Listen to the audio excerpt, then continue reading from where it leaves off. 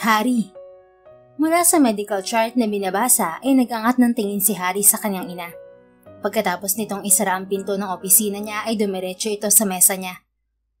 Mom, what are you doing here? Hindi ba't kauuwi niyo lang ni Dad? Tanong ni Harry. Isang linggong nasa Australia ang kanyang mga magulang at kahapon lang nakabalik ng Pilipinas sa mga ito. Paano hindi kita pupuntahan dito sa ospital, anak? Nalaman ko kay Jamie na isang linggo ka nang hindi umuwi sa bahay mo at dito na sa ospital natutulog.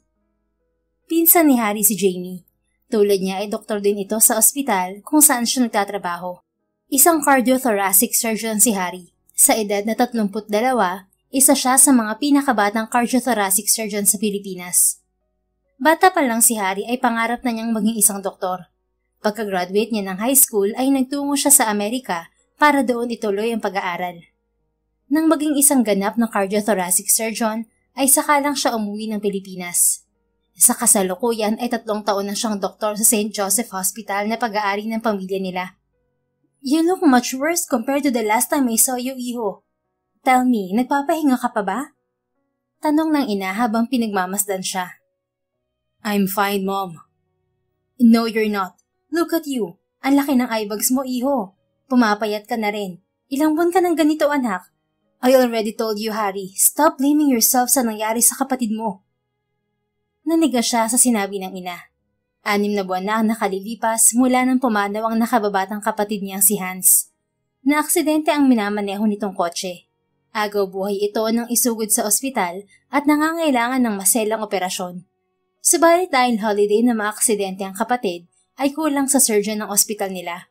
Maging si Harry ay nasa bakasyon ng panahong yon. Naoperahan ng kanyang kapatid sa ibang ospital. Subalit hindi nagawang isalba ng operasyon ng buhay nito. Sinisi ni Harry ang sarili sa pagamatay ng kapatid. Naisip niya na kung sana ay hindi siya nagbakasyon ng panahong yon, kung sana ay nasa ospital siya at siya ang nag-opera sa kapatid, baka nadugtungan ng buhay nito. He was claimed to be one of the best surgeons in the country, and yet, he failed to save his own brother from death. Kaya naman simula nang mawala ang kapatid, isinubsob ni Harry ang sarili sa pagtatrabaho. Kahit na araw ng linggo ay nasa ospital pa rin siya. Tulad ng sinabi ng pinsang babae na si Jamie, sa loob ng nakaraang 6 na buwan ay tila ginawa na niyang bahay ang ospital. Sa tingin mo ay matutuwa ang kapatid mo sa ginagawa mo, Harry? You're slowly killing yourself, iho. Hinawakan ng ina ang braso niya. You're a doctor. Alam mong hindi mabuti sa katawan mo ang sobra-sobrang pagtatrabaho. Maawa ka naman sa amin ng daddy mo, anak. We're still mourning your brother's death. Hindi ko nakakayanin kapag pati ikaw nawala sa amin. Tila piniga ang puso niya nang masaksihan ng luhang bumagsak sa mga mata ng ina. I'm sorry for making you worry, Mom. Wika niya sa ina habang masuyong pinupunasan ng luha nito. Fine. I'll go home to my condo later and take a rest. Bumuntong hininga ang ina. Bakit hindi ka muna magbakasyon, anak? Mas makakabuti sa'yo kung magbabakasyon ka muna. You've been working like a robot for months. Fine. Susubukan ko magbakasyon next month. Wika niya sa ina upang mapawi ang pag-aalala nito. Sana ito pa rin mo yung sinabi mo, iho.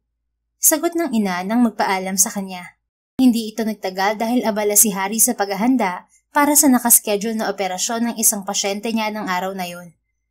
Isang oras ang nakalipas, pinasok siya ng pinsang doktor na si Jamie sa kanyang opisina. Isa ring surgeon ng pinsan. Nasa unang taon na nito sa fellowship nito para maging isang cardiothoracic surgeon tulad niya.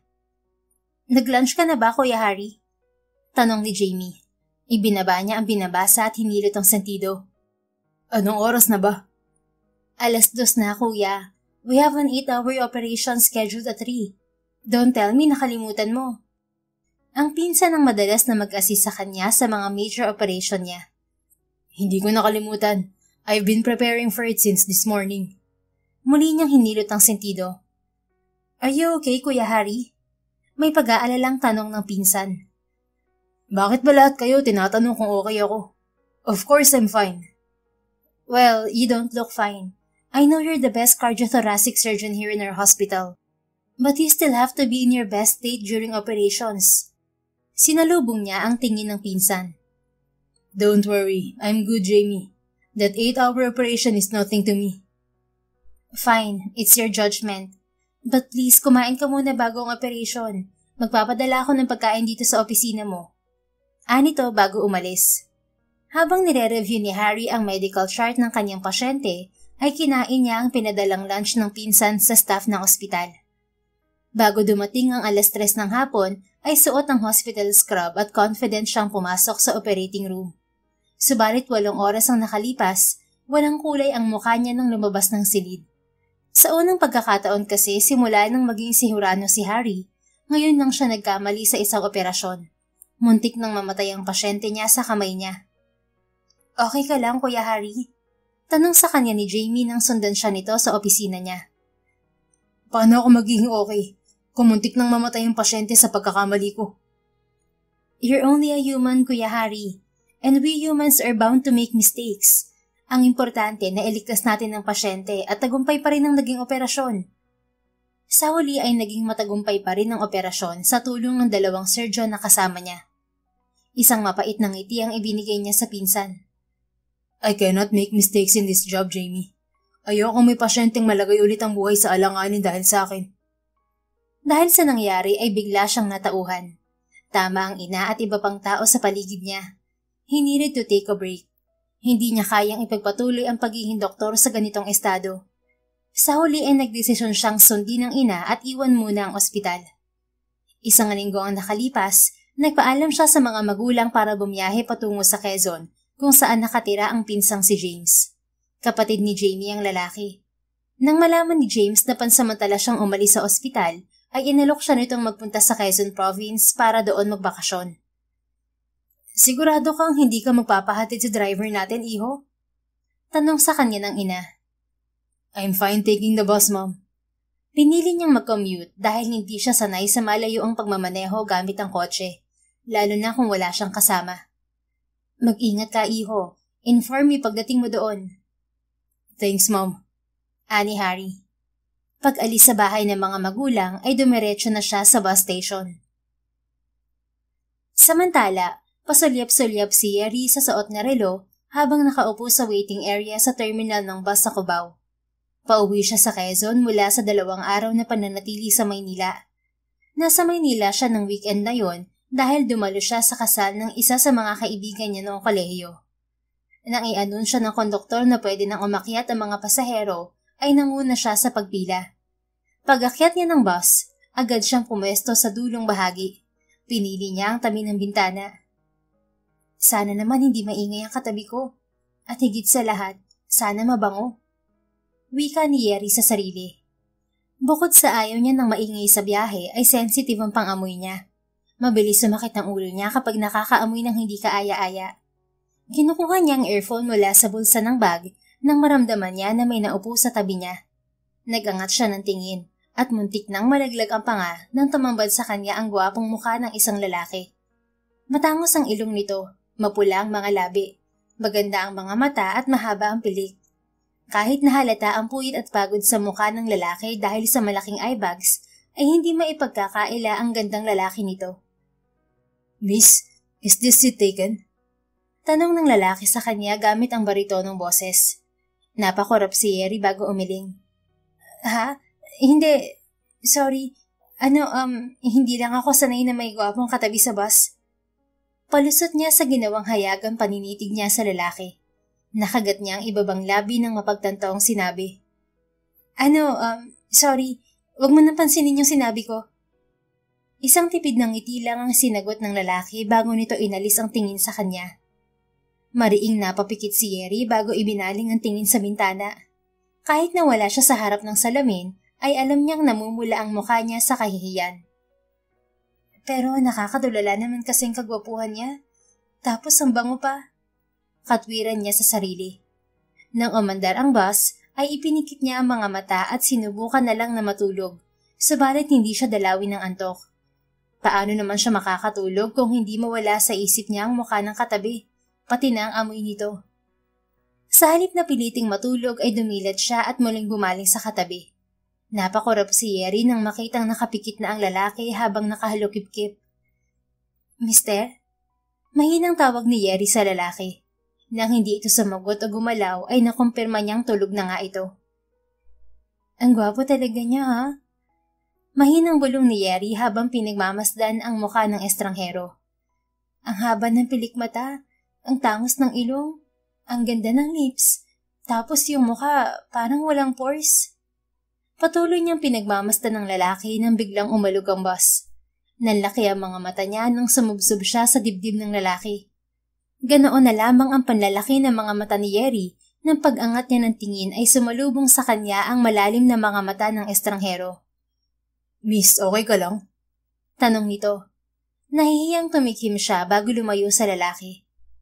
Oo, sorry, naistorbo ko yung tulog mo. Bigla kasing umalog yung bus. Sorry talaga. Akala niya isusungitan siya ng lalaki, subalit tumango lang ito bago humikab. Ano palang pabango mo? Tanong niya bago pa napigilan ng sarili. Pabango? Ngumuso siya at pinigilang umiti. Naamoy ko kasi ang pabango mo.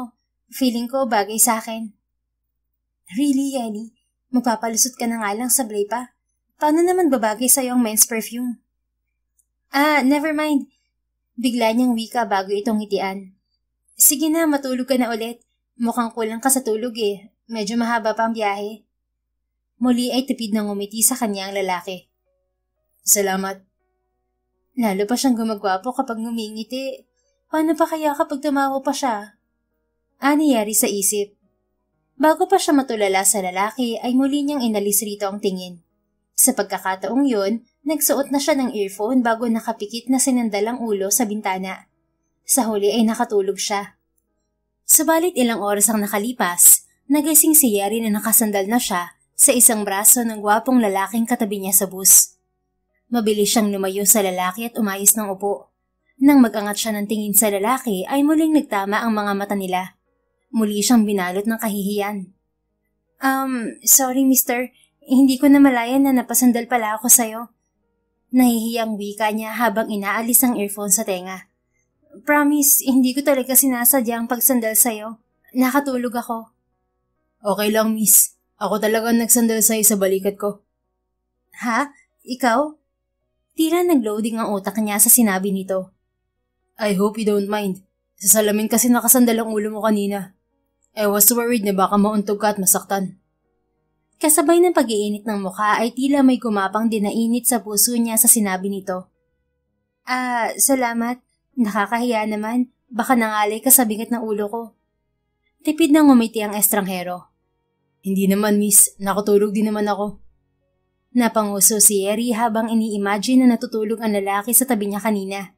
Hindi niya alam kung bakit sa simpleng imaheng yon ay nagdala ng kilig sa kanya. Akma siyang magsasalita nang umalingongaw ang boses ng konduktor upang i-anunsyo na malapit na sila sa destinasyon nila. Nang sumulyap siya sa suot na relo ay nabigla siya nang makita ang oras. Ang tagal ko palang nakatulog. Salamat ulit Baling niya sa katabi. Wala nga naman, miss. Sa unang pagkakataon ay nahiling ni Yeri na sana'y 6 na oras ang biyahe mula Maynila hanggang Quezon. Balak pa sana niyang kausapin ng lalaki nang tumunog ang cellphone niya. Napilitan siyang sagutin yon nang makitang ang kapatid ang tumatawag. Nasaan ka na, Yeri? Tanong ng kakambal niya na si Yasmin sa kabilang linya. Si Yasmin ang nag-iisang kapatid ni Yeri. Maaga kasing pumanaw ang kanilang ama at hindi na nag-asawa pang muli ang kanilang ina. Malapit na akong bumaba ng bus, mga 15 minutes na lang. Sagot niya sa kapatid. Nandito ako sa bayan, sabay na tayong umuwi. Puntahan mo ako sa Jollibee, dun kita hihintayin. Sige, orderan mo ako ng chicken meal. Nagugutom na ako eh. Basta bilisan mo nagugutom na rin ako. Kapag wala ka pa dito in 15 minutes, ikaw ang magbabayad ng pagkain natin. Sagot ni Yasmin. 15 minutes talaga? Matatagalan pa ako sa pagbaba ng bus. Bahala ka, basta 15 minutes. Sagot ng kapatid bago putulin ng tawag. Nang ibaba niya ang cellphone ay sumulyap siya sa katabi. Nang makita niyang abala rin ito sa cellphone ay nahiya na siyang kausapin ito. Ilang sandali pa ay nakarating na ang bus sa terminal. Paghinto ng bus ay agad na tumayo ang katabi niya. Subalit sa halip na umalis ay bumaling to sa kanya. Mauna ka na, miss. Ha? Napakurap na anya rito. Bahagya itong umiti. Nagugutom ka na kamo, di ba? Kaya sige, mauna ka nang bumaba. Hindi niya inaasahan na narinig pala nito ang sinabi niya sa kapatid kanina. Oo. Sige, salamat ulit. Sagot niya bago tumayo at lagpasan to. Bago siya tuluyang bumaba ng bus ay nilingon niya ang lalaki. Subalit hindi niya ito nakita dahil sa nakaharang na mga pasahero. Sayang, hindi ko man lang nakuha ang pangalan niya. Nanghihinayang nawika ni Yeri sa sarili.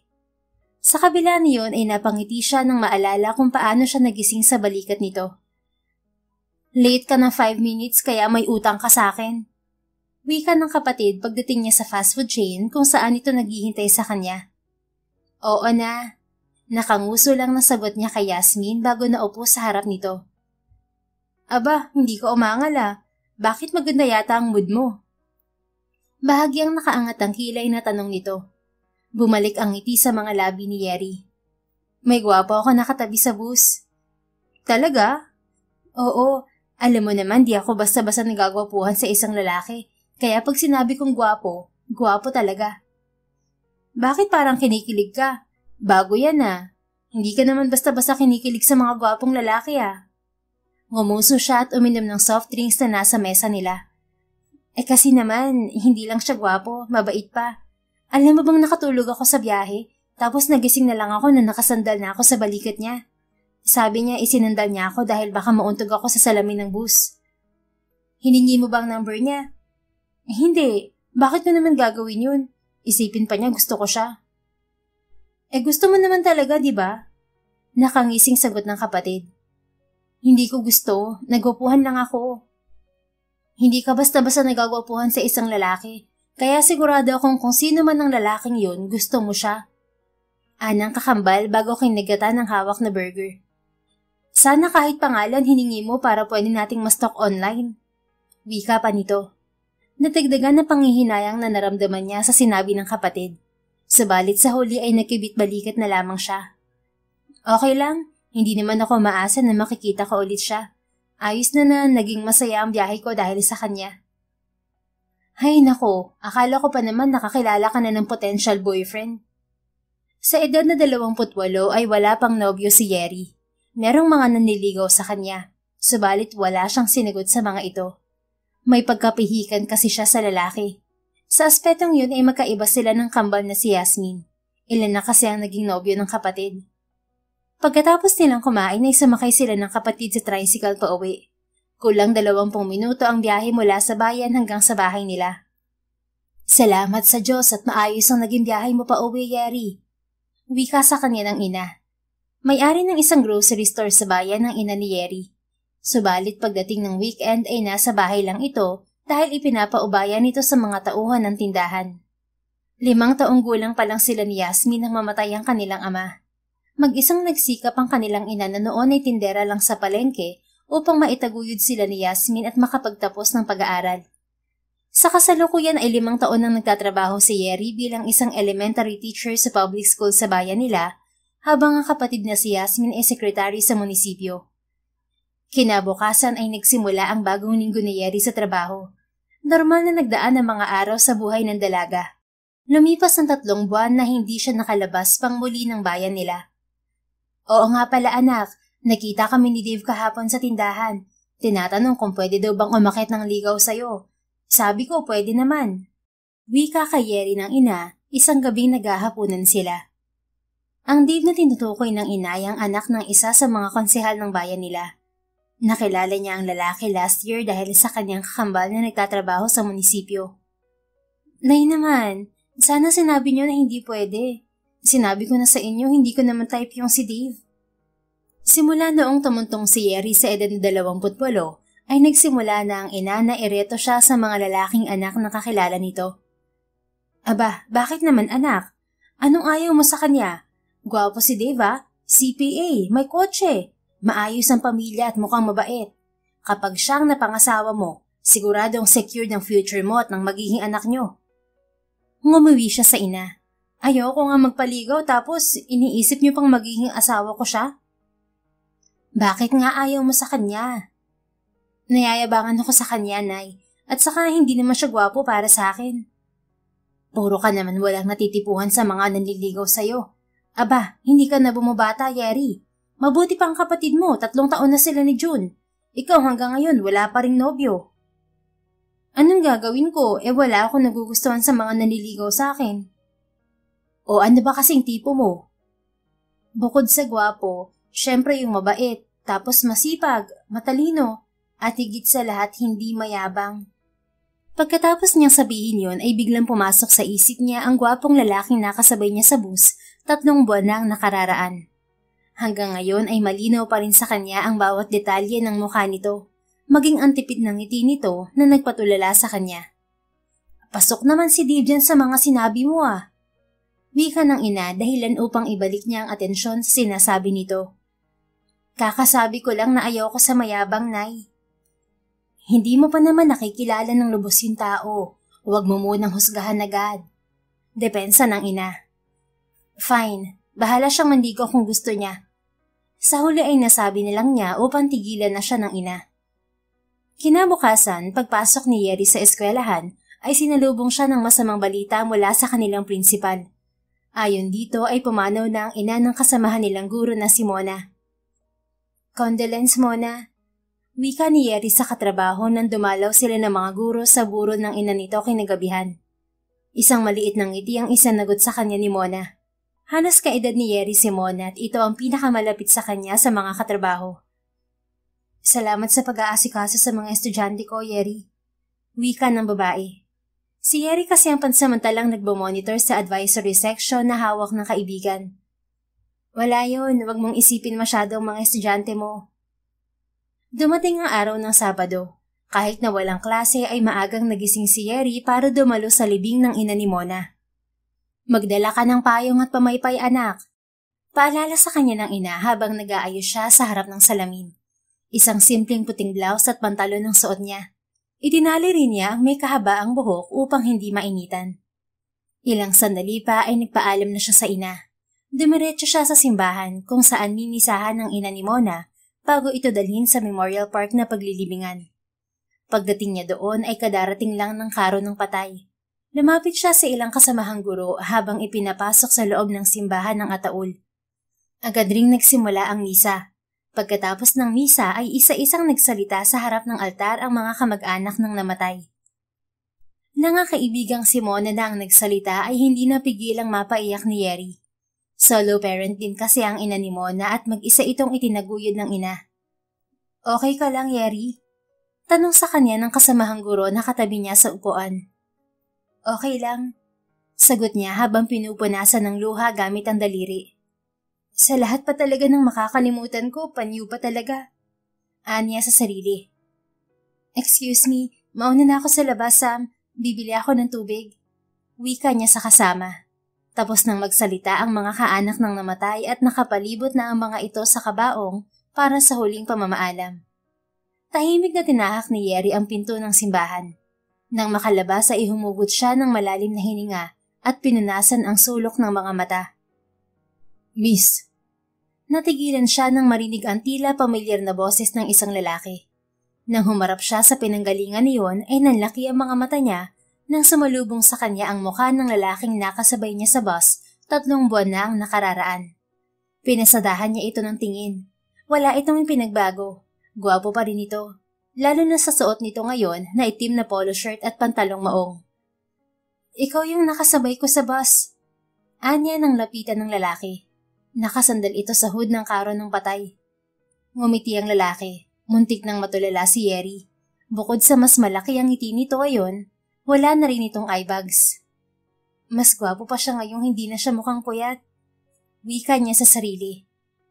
Natatandaan mo pa pala ako. Anang lalaki.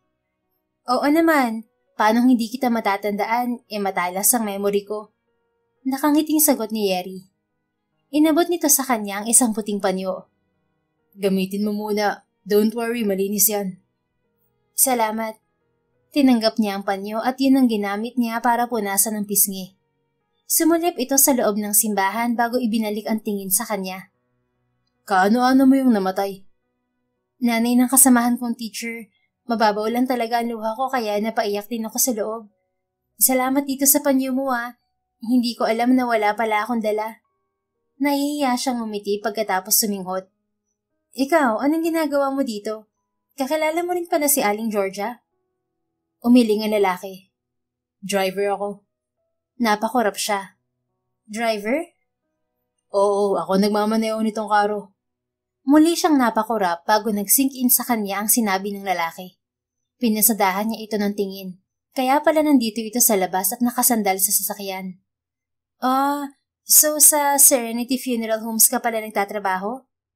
Tanong niya na ang tinutukoy ay ang funeral homes na kinuha ni Mona para sa ina nito.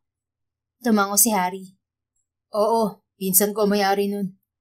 Akma pa siyang magtatanong nang marinig niya ang boses mula sa loob ng simbahan. Mukhang ilalabas na pala ang patay. Salamat ulit dito sa panyo Anya sa lalaki.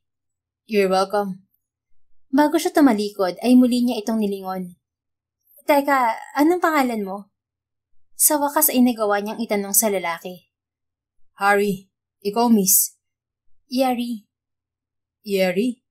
Yes, short for Yelena Marie. Isang beses pa siyang umiti rito bago lumayo. Sinundan niya ng tingin si Harry na pumasok sa loob ng karo bago siya nagtungo sa mga kasamang guro. Habang nasa biyahe patungo sa Memorial Park ay wala sa sarili si Yeri. Pagdating nila sa parke ay hindi niya mapigilang sumulyap sa karo. Subalit dahil tinted yun ay hindi niya kita ang nasa loob. Okay ka lang, Yeri? Bakit patingin-tingin ka dun sa karo ng patay? Nagtatakang tanong sa kanya ng kasamang guro. Wala naman. Mabilis na sagot niya. Natapos ang libing na hindi na niya muling nakita si Harry. Sa kabila niyon ay may ngiti sa mga labi siyang umuwi. Hindi siya makapaniwala na muling nagtagpo ang landas nila at sa lahat ng pagkakataon ay sa libing pa silang muling nakita.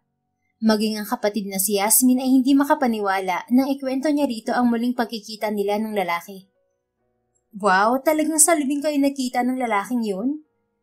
Natatawang wika ni Yasmin. Hindi ko nga rin ina-expect, Yasmin. Nagulat ako nung sabihin niya na siya yung driver ng karo. Ngayon lang ako nakakilala ng driver na ganun kagwapo. Well, siya driver ng karo ng patay. Tapos ikaw naman, patay na patay sa kanya. Nakangising wika ng kambal. Grabe ka naman, Yasmin. Crush ko lang yung tao. Huwag mo nga akong lokohin. Anong crush? Ngayon lang kita nakitang nagkaganyan sa isang lalaki. Aminin mo na, tinamaan ka talaga sa lalaking yun, no? Inaamin ni Yeri na sa loob ng nakalipas na 3 buwan ay hindi nawala sa isip niya ang lalaki. At nang muli silang magkita, bukod sa muli siyang natulala, ay ramdam niya na bumilis ang tibok ng puso niya. Yun ang unang beses na naramdaman niya yon sa isang lalaki. Sana niyaya mo ng date kanina. Wika pa ni Yasmin nang hindi niya itinanggi ang paratang nito. I can't do that. Ano ka ba? Nasa libing kami kanina tapos iayayain ko siya makipag-date sa akin. Ni hindi ko nga alam kung single siya. Next time na magkita kayo, tanungin mo na kung may girlfriend. Kapag wala, yayain mo agad ng date. Napanguso siya sa suwestyon ng kapatid. Aksidente lang ang pagkikita namin kanina. Paano naman kami magkikita next time? Maghahanap ako ng mapupuntahang libing para makita ulit siya? Natawa si Yasmin. Pwede. Teka, sabi ni nanay namatay yung kapatid ng isa niyang kumari kahapon. Tapos Serenity Homes ang kinuhang funeral service. Umatan ka ng libing, baka sakaling magkita kayo ulit ng hari na yun. Ang sama ko naman kung nakikipaglibing ako sa hindi ko naman kakilala para lang sa isang lalaki. Muling natawa ang kapatid. What if puntahan mo na lang sa trabaho? Sa bayan lang naman yung Serenity Homes Isang sakay lang ng tricycle. Kunwari mag-i-inquire ka ng kabaong. Sira. Natawa na lang din si Yeri. Hay nako, sa susunod talaga na magkita kayo, hingin mo na kasi ang number. Para naman hindi ka mabaliw kakaisip ng idea kung paano mo siya makikita ulit. Wika ni Yasmin. Naputol ang pag-uusap nila nang makatanggap ito ng tawag mula sa nobyo nitong si June na kasalukuyang nasa Cebu. Tumuloy naman si Yeri sa silid niya. Dahil maaga siyang nagising kaninang umaga ay nakaidlip siya. Nagising na lang siya sa katok ng kanyang kapatid. May bisita ka, mandiligaw mo. Ani Yasmin pagpasok sa silid niya. Sino? Si Dave andun sa sala, kausap ni nanay. Sabi ni nanay mag-ayos ka muna bago mo labasin. Nalukot ang mukha ni Yeri. Subalit napilitan din siyang mag-ayos bago lumabas. Tulad ng sinabi ng kapatid, naabutan niya ang ina na kausap si Dave sa sala ng bahay nila. Good evening, Yeri. Bati sa kanya ng manliligaw bago inabot sa kanya ang pumpon ng rosas na dala. Salamat. Tipid ang ngiting sagot niya sa lalaki. Kung tutuusin ay may itsura naman talaga si Dave. Matangkad ito at mestizo. Sadyang hindi lang niya gusto ang karakas nito. Unang beses pa lang nilang pag-uusap ng lalaki ay puro pagbibida na ang ginawa nito. Halatang nagmana ito sa konsehal na ama na puro pagpapabango lang ng pangalan ng alam. Sa kabila ng disgusto ni Yeri kay Dave, maayos niya itong pinakahirapan. I hope I can visit again next week. Tanong ni Dave nang sa wakas ay magpaalam ito pagkatapos ng 2 oras. Bago pa makasagot si Yeri ay nagsalita na ang ina na biglang lumapit sa kanila. Oo naman, Dave iho. Welcome na welcome ka dito sa bahay namin. Hindi ba anak? Baling sa kanya ng ina. Dahil sa sinabi ng ina ay napilitan na siyang tumango at ngumiti kay Dave. Salamat ulit sa pagbisita. Nang makaalis si Dave ay hinarap niya ang ina. Nay naman, bakit mo naman sinabi yun kay Dave? Ayoko nga dun sa tao. Anak naman, wag mo namang i-reject si Dave. Bigyan mo muna ng chance na makilala mong mabuti yung tao bago ka magdesisyon. Naikot niya ang mga mata. Nay, ang yabang talaga niya.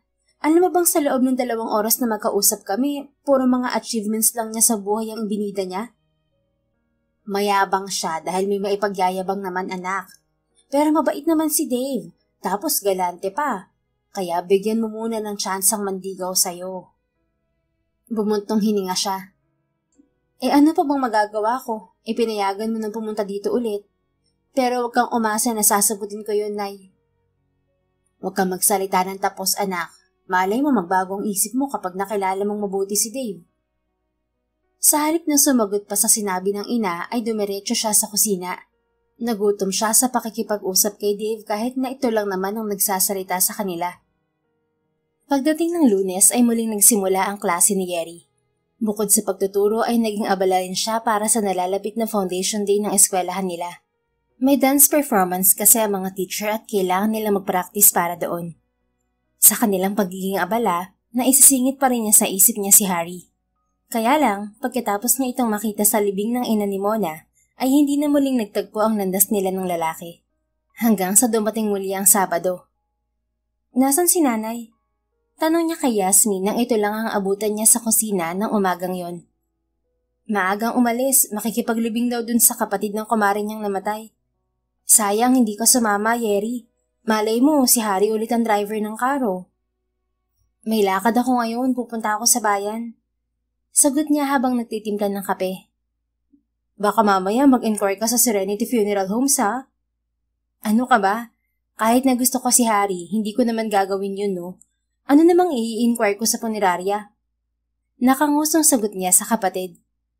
Aba, malay ko bang gusto mo magpa-reserve ng kabaong para may rason kang makita ang crush mo? Tumatawang biro nito. Gaga ka talaga. Diyan ka na nga. Alauna ng hapon nang umalis si Yeri ng bahay nila. Pagdating niya sa shopping mall ng bayan nila ay dumiretso siya sa department store para mamili ng damit na susuotin niya sa foundation day. Pagkatapos mamili ay naglakad-lakad siya sa mall hanggang sa mapadpad siya sa bookstore. Nagtitingin siya ng mga libro nang matanaw niya si Harry sa shelf ilang metro ang layo sa kanya. Bago pa niya napigilan ang sarili ay lumapit na siya sa lalaki. Harry! Tila na biglang bumaling to sa kanya. Yeri, hello! Humiti ito. Bumilis ang tibok ng puso niya sa ngiti ng lalaki. Hi! Hindi ko ina-expect na makikita kita dito sa mall. Wala kang trabaho ngayon? Wala, pahinga ko ngayon. Kung ganun, hindi siyang driver dun sa libing na pinuntahan ni nanay. Mabuti na lang talaga hindi ako sumama kay nanay. Wika ni Yeri sa isip. Ikaw, anong ginagawa mo dito? Tanong nito. Ngumiti siya. Wala rin akong pasok ngayon. May binili lang ako dyan sa department store, then dumaan na rin ako dito. Teacher ka, hindi ba? Anong tinuturuan mo? Napakorap siya nang mapagtantong naalala nito ang sinabi niya rito noong magkita sila sa libing ng ina ni Mona. Elementary students ang tinuturuan ko, grade 3. Binuksan niya ang bag at inilabas ang panyong ipinahiram nito sa kanya. Bago ko makalimutan, ito pala ang panyo na pinahiram mo sa akin last week. Salamat ulit ah. Hindi mo naman kailangang ibalik sa akin pero salamat. Ako nga dapat magpasalamat sa iyo eh. Tumikhim siya at inipon ng lakas ng loob bago muling nagsalita. Anyway, kung hindi ka nagmamadaling umuwi, pwede ba kitang itreat ng merienda? Kahit kape lang, ganun. Pasasalamat ko lang sa pagpapahiram mo sa akin ng panyo. Pati na rin dun sa pagtulog ko sa balikat mo noon sa bus. Kung okay lang naman sa'yo. Isang ngiti ang isinagot ni Harry sa kanya. Sure, okay lang sa akin. Hindi niya naitago ang ngiti sa muka. Talaga? I mean, walang magagalit, ganon? Magagalit? Hindi naman magagalit ang pinsan ko kahit malate ako ng uwi dahil wala naman akong trabaho ngayon. Hindi naman yun ang ibig kong sabihin eh. Anya sa sarili. Subalit base sa sagot na yun ni Harry ay mukhang wala naman itong girlfriend. Babayaran ko lang sa counter tong binili ko. Ikaw, wala kang bibilhin? Tanong ni Harry. Umiling siya. Nagtitingin lang naman ako, hindi pa lumalabas yung bagong libro na inaabangan ko. Ibinaba niya ang tingin sa hawak nitong libro. Nanlaki ang mga mata niya nang mabasa ang pamagat. History of Embalming? Wala sa sariling gagad niya. Interesado kasi ako sa pag-eembalsa mo. Sagot nito nang makita ang reaksyon niya. Gusto mong maging embalsamador? Kibit balikat ng umiti ito. Maganda yung trabaho. Bukod sa malaki rin ang sahod. Sandali, Yeri. Pakihintay na lang ako sa labas ha. Mabilis lang to. Sure. Ani Yeri. Dumiretso na siya sa labas ng bookstore para doon hintayin si Harry. Hindi naman nagtagal ang binata. Saan tayo magkakape? Tanong nito sa kanya. Kung saan mo gusto. Okay lang naman kahit hindi kape. Kahit anong preferred mo. Ikaw ang nagyayaya kaya ikaw na mag-decide. Don't worry, hindi naman ako maarte sa pagkain eh. Okay ako kahit saan. Pabirong nag-angat si Yeri ng kilay. Kahit fishball lang ipakain ko sa'yo? Oo naman, mahilig ako sa fishball. Kaso wala naman yatang fishball stall dito sa mall. Nakangiting sagot nito. Oo nga pala, driver siya. Siyempre kumakain siya ng fishball. Wika ni Yeri sa isip. Joke lang naman yun. Grabe naman kung fishball lang ipapakain ko sa'yo. Sana hindi na lang kita niyayang kumain. Bahagyang natawang bumaling sa kanyang lalaki. Wala namang masama sa fishball ah. Muntik nang mapatulala si Yeri nang marinig ang tawa nito. Tama talagang hinala niya na mas lalo pa itong gagwapo kapag tumawa to. Wala nga, pero baka isipin mo kung kuripot ko masyado. Tapos magsisi ka pa na sumama ka sa akin. Hindi ako ganun, Yeri. Huwag kang mag-alala. Kahit na hindi mo ako pakainin, hindi ako magsisising sumama sa'yo. Tumawa siya para itago ang kilig na gumapang sa dibdib. Sabi mo yan ah. Tara, din tayo sa coffee shop. Dinala niya si Harry sa paboritong coffee shop sa naturang mall. Pareho silang umorder ni Harry ng kape at isang slice ng cake. Masarap ang kape dito pati ang pastries nila. Dito kami madalas tumambay ng kapatid ko kapag nagpupunta kami dito sa bayan. Anya kay Harry. Mukha ngang masarap dito. Ang laki ng ngiti mo eh. Komento nito habang nakatingin sa kanya. Nag-init ang mga pisngi ni Yeri. Subalit idinaan na lamang niya yun sa tawa. Kung alam lang ni Haring ang presensya nito ang dahilan kung bakit hindi mapuknat ang ngiti sa mukha niya. Pwede ako magtanong sa'yo, Harry? Nagtatanong ka na. Natawa siya bago napanguso. Oo nga no. Natawa rin si Harry. Sorry pero oo naman, pwedeng kang magtanong. Bago pa siya mapatulala sa mukha nito ay tumikim na siya.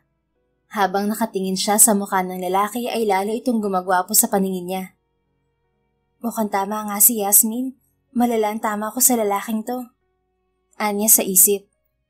Curious ako kung ikaw lang bang mag-isang nagmamaneho ng karo kapag may libing. Ako lang. Isa lang naman dapat ang driver, di ba? Natawa siya sa sagot nito.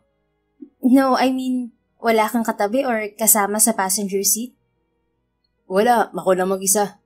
Pero minsan may tumatabi na lang sa akin bigla. Nanlaki ang mga mata niya. Oh my God, hindi ka natatakot kapag may nagpaparamdam sa'yo, Harry? Isang ngisi ang isinagot sa kanya ng lalaki. Nagbibiro lang ako, Yeri. Wala nagpaparamdam sa akin. Napaawang ang mga labi niya pagkatapos ay namumula ang mukhang iningusan ng lalaki. Nakakainis. Akala ko totoong sinabi mo. Naaliw na natawa ang kaharap. Sorry, gusto ko lang makita ang reaksyon mo. Sa kabila ng pag-iinit ng mukha ay lumobo ang puso niya. Dahil sa pagbibiro nito ay ramdam niyang komportable ito sa presensya niya. Ganoon din naman si Yeri. Yun pa lang ang unang beses na nagkausap sila ng matagal ni Harry pero sobrang palagay na ang loob niya rito. Gaano katagal ka nang nagmamaneho ng karo ng patay, Harry? 3 buwan pa lang. Bago pa lang pala. Anong trabaho mo dati bago ka naging driver sa punerarya? Tumikim ang binata. Sa ospital ako nagtatrabaho dati. Talaga? Hospital staff ka? Ganon? Tila saglit na natigilan si Harry bago ito tipid ng ngumiti at tumango. Gustong itanong ni Yeri kung bakit ito napunta sa punerarya pero pinigilan niya ang sarili. Nag-aalala siyang baka ma-offend ito. Wala ka namang kakaibang experience sa trabaho mo so far. Wala talagang mga nagpaparamdam, ganon? Sa halip ay tanong niya. Muling bumalik ang naaaliw na tawa ni Harry. Wala naman. Ang tapang mo rin, no? Isipin ko palang na lagi akong makakakita ng patay, kinikilabutan na ako. Tapos ikaw, interesado ka pang maging embalsamador. Para sa akin, mas nakakatakot magtrabaho para sa buhay kaysa sa patay. Ha? Naguluhang gagad ni Yeri. Wala ka kasing buhay na dapat ingatan sa pagtatrabaho sa mga patay. Isipin mo to for example, yung mga embalsamador, wala silang buhay na kailangang ingatan sa trabaho nila. Napatango si Yeri nang makuha ang ibig nitong sabihin. Unlike doctors and other medical practitioners, kailangan nilang ingatan ng buhay ng bawat pasyenteng hawak nila. Exactly. Ikaw naman, ma'am, kumusta ang pagiging teacher? Anito kasabay ng pagdating ng order nila. Okay naman, kahit minsan makukulit yung mga estudyante ko, nag-e-enjoy ako sa trabaho ko. Kaya kahit nakakapagod, alam kong hindi ko pagsasawaan ng pagtuturo. Iba yung fulfillment na nabibigay sa akin kapag nakikita kong natututo mga estudyante ko. Napahinto siya nang mapansin na nakatingin sa kanya si Harry habang nagsasalita siya. May dumi ba ako sa muka? Ngumiti si Harry. Nakikita ko ang passion mo sa pagtuturo habang nagsasalita ka. Nag-init ang mga pisnging natawa si Yeri. Ano ba yan? Nahiya naman ako bigla, Harry. Mahinang natawa ito. Sorry din, hindi ko napigilan panoorin ka. Sige na, ituloy mo na ang sinasabi mo. Wala na, nakalimutan ko na. Pabirong sagot niya bago tumikim. Pero ayun nga, masaya talaga ako sa pagtuturo. Kaya nagpapasalamat ako sa nanay ko kasi kahit mahirap ang buhay, pinag-aral at pinagtapos niya kami ng kambal ko. Maaga kasing namatay ang tatay ko. May kakambal ka? Ngumiti siya. Meron, si Yasmin. Pero hindi kami magkamuka, fraternal twin kasi kami. Don't worry, I know what a fraternal twin is, Yeri. Bahagyang natawang sagot ni Harry. Napanguso siya. Sorry, kasi naman nagsawa na kami sa mga nagtatanong kung bakit hindi kami magkamukha ni Yasmin kahit kambal kami. Kaya inuunahan ko na agad ng paliwanag. So ayun nga, fraternal twin kami. Mas matangkad siya sa akin pero mas maganda ako sa kanya. Tila naaaliw nang umiti si Harry. I'm sure mas maganda ka nga sa kanya. Talaga? Paano mo naman nasabi hindi mo pa nga siya nakikita? Nakaangat na ang kilay na sagot niya. Well, nagtitiwala ako sa sinabi mo. Paano kung bias lang ako sa sarili ko? Edi bias din ako sa'yo. Tila gustong magwala ng puso niya sa sinabi ni Harry. Ikaw, may kapatid ka rin ba? Hindi niya inaasahan ng biglang pagkawala ng ngiti ni Harry dahil sa tanong niya. Yes, meron. Hans ang pangalan niya. Mas bata sa'yo o mas matanda? Matanda ako ng 3 taon sa kanya. Gwapo rin katulad mo? Pabirong tanong niya. Isang maliit na ngiti ang isinagot nito. Oo, mas gwapo sa akin. Talaga? Mas gwapo pa sa'yo? Oo. Bakit parang hindi ka naniniwala? Ngumuso siya. Kasi ang gwapo-gwapo mo na. Tapos mas gwapo pa pala sa'yo yung kapatid mo. Ano na lang siya? Adonis, ganun? Mahinang natawa si Harry kasabay na pag-angat ng kilay. So, gwapong-gwapo ka sa akin, Ma'am Yeri. Nag-init ang mga pisngi niya. Well, may mga mata naman po kasi ako. Pero curious ako dyan sa kapatid mo. Sana makita ko siya in person para naman masabi ko kung totoo yung sinabi mo o mabait ka lang na kuya. Maliit na ngumiti ang kaharap. Sorry, imposibleng makita mo ng personal yung kapatid ko eh. Bakit naman? Mag-iisang taon na kasi siyang patay. Napaawang ang mga labi niya. Oh my God, I'm sorry Harry. Hindi ko alam. Isang tipid ng ngiti ang ibinigay sa kanya ng lalaki. Huwag kang mag-sorry, Yeri. It's fine. Kung hindi mo mamasamain, bakit siya namatay? Na-aksidente ang kotseng minamaneho niya. Muli ay mahina siyang napasinghap. I'm sorry, Harry. Kahit na bata pa ako nung mawala si tatay pero hanggang ngayon, ramdam ko kung gaano kasakit mawala ng mahal sa buhay. Salamat, Yeri. Ilang sandaling namayani ang katahimikan sa pagitan nila bago siya muling nagsalita. Ngayon, naniniwala na ako na mas gwapo nga sa'yo yung kapatid mo. Anya kay Harry. Talaga? Bakit naman? Kasi nasa langit na siya ngayon. Kung gwapo na siya nung buhay pa siya, di mas gwapo na siya ngayon kasi nasa langit na siya. Walang stress dun sa langit, walang polusyon, walang toxic na environment. Bumalik ang ngiti sa mga labi ni Harry. Lagi mo sigurong napapatawa yung mga estudyante mo, ma'am. Natawa siya. Mga bata kasi yung mga estudyante ko. Kailangan makuha ko ang atensyon nila palagi. Nagpatuloy ang pag-uusap nila ni Harry hanggang sa hindi nila namalaya ng oras. Sorry, napahaba ang kwentuhan natin. Wika niya sa lalaki paglabas nila ng coffee shop. 2 oras silang nagtagal doon. I don't mind, Yeri. Nag-enjoy naman ako eh. Dahil ba masarap ang kape? Oo, at masarap ka rin kausap. Sagot nito na nagpalobo sa puso ng dalaga. Masarap ka rin kausap, Harry. Nag-enjoy ako. Nakangiti ring sagot niya. Yun ang unang beses na nakasama niyang kumain si Harry. Subalit pakiwari niya ay tila matagal na silang magkakilala. Kung ano-ano na ang napag-usapan nila ng lalaki. Nalaman niyang nasa Maynila ang magulang nito at nakikitira ito sa pinsan na siyang may-ari ng Serenity Funeral Homes. Paano ka uuwi niyan? Tanong ng binata. May diretso naman tricycle pa uwi hanggang sa amin. Kung okay lang sa'yo, hatid na kita pa uwi sa inyo, Yeri. May dala akong sasakyan. Talaga? Ngumiti si Harry. Oo, meron. Don't worry, hindi karon ng patay ang dala ko. Napanguso siya. Grabe, wala naman akong sinabi ah. Natawa ang binata. Mukha ka kasing nagulat. Kung wala pang nagsasabi sa'yo, masyadong transparent ang mukha mo, ma'am. Nagulat lang ako, pero di ko naman inassume na karon ng patay ang dala mo. Grabe ka sa akin, Harry. Naroon pa rin ang naaaliw ng ngiti sa mukha ng lalaki. Okay, sorry na, ma'am. Halika na, para hindi tayo gabihin. Malapit lang naman ang sa amin, 20 minutes lang mula rito. Saka ayos lang nagabihin ako sa labas, matanda na ako. Pinag-aasawa na nga ako ng nanay ko eh. Anya rito habang naglalakad sila patungo sa parking ng mall. 28 ka lang, di ba, Yeri? Nagkibit balikat siya. Ganito talaga dito sa probinsya. Saka worried si nanay kasi di ba ako nagkaka-boyfriend ever. Hindi pa? Bakit? Choosy daw kasi ako, sabi nung kambal ko. Pero totoo naman, hindi ako basta-basta nagkakagusto sa isang lalaki. Ikaw lang ang lalaking nagustuhan ko. Ngaling-ngaling idugtong ni Yeri. Subalit sa halip na gawin yon ay ngumiti lang siya kay Harry. Nakarating sila sa parking ng mall. Iginiya siya ng binata sa isang old model na Toyota. Sa kabila ng kalumaan ng sasakyan ay malinis yun. Sa'yo to?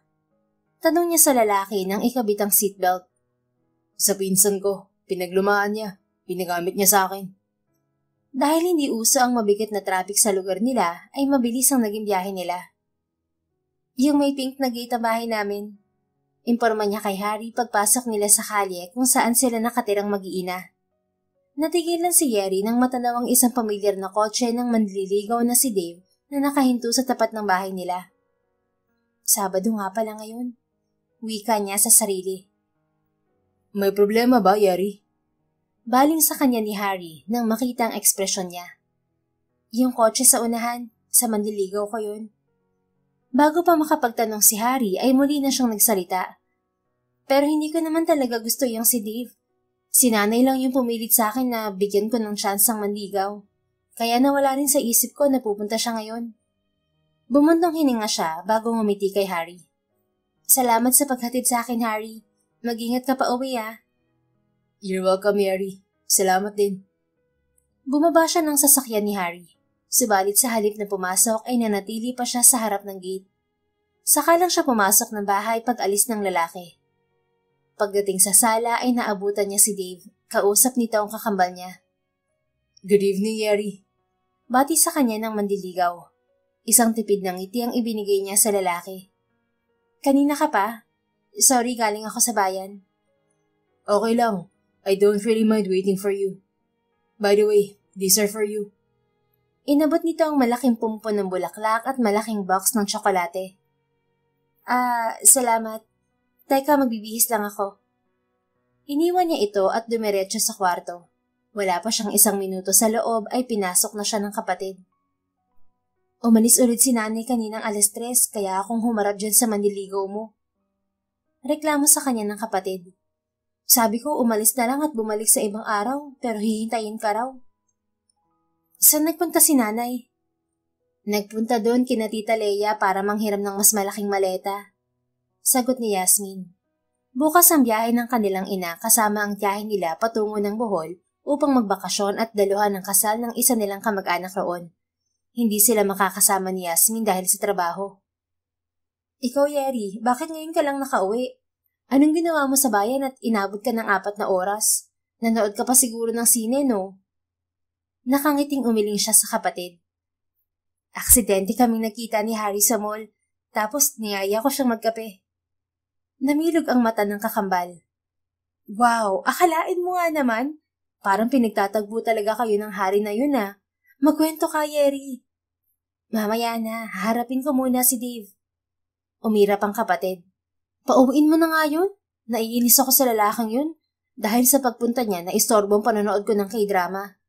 Total wala naman si nanay, tapatin mo na siya na wala siyang pag-asa sa'yo. Pagkatapos magbihis ay lumabas siya para harapin si Dave. Sandali siya nakipag-usap sa binata bago siya nagpasyang tapatin na to. Dave, kung pwede sana, ihinto mo na tong paniligaw mo sa akin. Wika niya sa lalaki habang diretsyong nakatingin dito. Bakit, Yeri? Meron ka bang hindi nagustuhan sa mga sinabi ko? O hindi mo gusto mga binibigay ko sa'yo? Ayaw mo ba sa rosa sa chocolates? Hindi dahil doon, Dave. Okay ka namang kausap. Na-appreciate ko rin ang mga bagay na binibigay mo. Then, anong problema? Ano kasi, may iba na akong gusto. At hindi ikaw yun. Kumunot ang noo ng lalaki. Pero sabi ng nanay mo, wala ka namang boyfriend, Yeri. Ibig sabihin, hindi kayo ng lalaking gusto mo. Bakit hindi mo muna ako bigyan ng chance? Malay mo, magustuhan mo rin ako sa huli. Lalo na kapag nakita mo na mas okay ako kaysa sa kung sino man yung lalaking nagugustuhan mo. Gustong magsalubong ng mga kilay niya sa sinabi ni Dave. Ang kapal din ng mukha niyang mag-assume na mas okay siya kay Harry. Sa mukha pa lang talo ka na. Anya sa isip. Well, ang totoo niyan, Dave, kami na nung lalaking gusto ko.